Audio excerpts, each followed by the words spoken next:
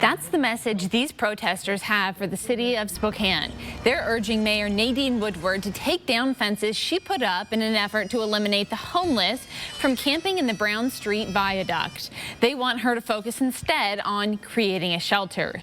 The group is also demanding the city to implement an inclement weather plan when the temperatures drop too low or it gets too hot outside. Good evening, I'm Emily Bloom. Thank you for joining us. While protesters are asking for a shelter, the mayor says her administration is looking for one. Eleni Dow gives us a look at the protest and the mayor's response.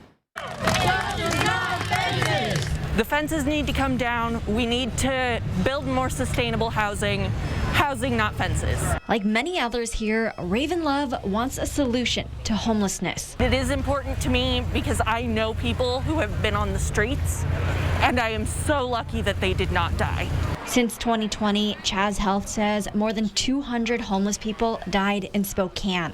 Protesters zip-tied names of those who died while homeless, trying to show that too many people are passing away out on the streets. No one should be dying on the streets. No one should be living on the streets.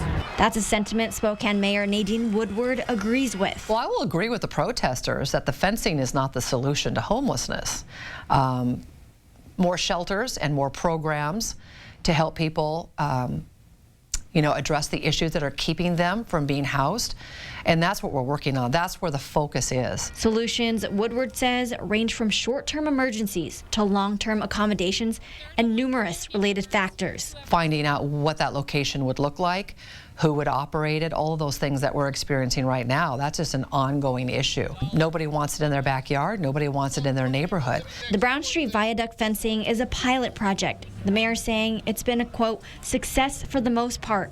From January 28th to February 8th, before the fence went up, Spokane police had 24 calls for service there. After the fence went up, from February 9th to February 28th, there were 9 calls. Nobody is living under there, which is not what we want in our community anyways, for people to be living under viaducts and on the street. So, so far so good. So we'll really evaluate in a few weeks. Woodward says she'll have news on a shelter soon. For these protesters, that's not soon enough. In Spokane, Eleni Dow, 4 News Now.